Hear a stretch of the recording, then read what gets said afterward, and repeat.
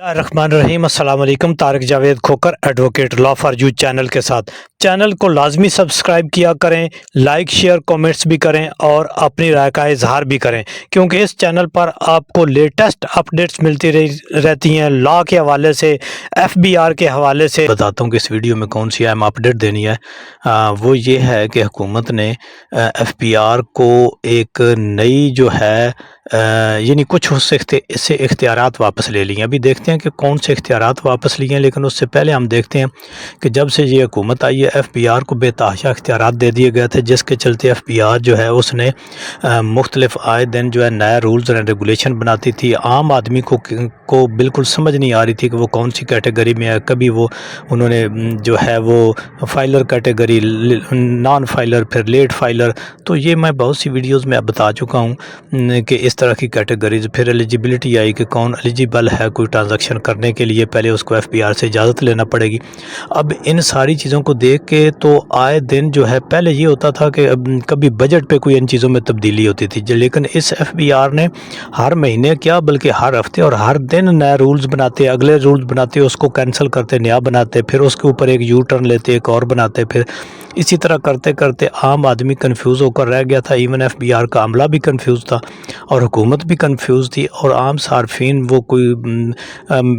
Salary person ہے، وہ کوئی فیکٹری آنر ہے، مل مالک ہے، جو بھی ہے، یعنی ہر شہری پریشان تھا، اوورسیز ہیں تو وہ بھی۔ لیکن اس سارے کچھ کو لے کر کے بالآخر جو ہے جو کاروباری طبقہ تھا، سیلری پرسن تھے، سب لوگوں نے جب اپنی اپنی انپٹس دیں، انہوں نے احتجاج کیے، انہوں نے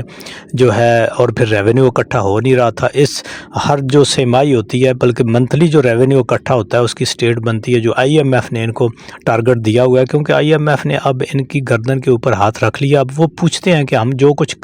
آپ کو کہتے ہیں وہ کر بھی رہے ہیں کہ نہیں کر رہے۔ جس طرح کے چیف جسٹس سے بھی ملاقات کی ایف بی آر، اب دیکھو نا کتنی ہی یہ ایک ڈیگریڈ قسم کی بات ہے کہ ایک وفد آتا ہے اور وہ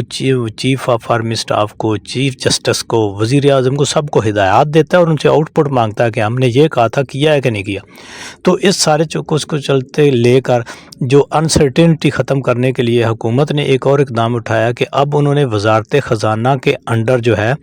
وہ ایک دفتر بنا دیا، ایک اتھارٹی بنا دیا ہے جو ٹیکس پالیسی بنائے گی، یعنی ٹیکس پالیسی میکنگ جو اتھارٹی بنا دیا ہے، اس کا نوٹیفیکیشن بھی جاری کر دیا۔ اب ایف بی آر کا کام صرف رہ گیا چھاپے مارے گی، لوگوں کو سے ٹیکس کلیکٹ کرے گی، اور اپنی جو رپورٹ ہے ہر بارے کاروباری اور جتنے بھی یہ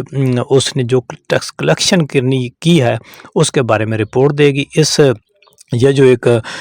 بنایا گیا ہے، ایک کیا کہہ لیں کہ وزارت خزانہ کے تحت جو ایک ان کا کمیٹی بنائی گئی ہے، اس کو سارے اختیارات دے گئے ہیں، یعنی جو پالیسی میکنگ کا کام ہے وہ اب کیا کرے گا کہ وہ وزارت خزانہ کرے گی۔ دوسرے لفظوں میں آپ یہ کہہ لیں وہ اختیار اب ان کے پاس نہیں رہا، ایف بی آر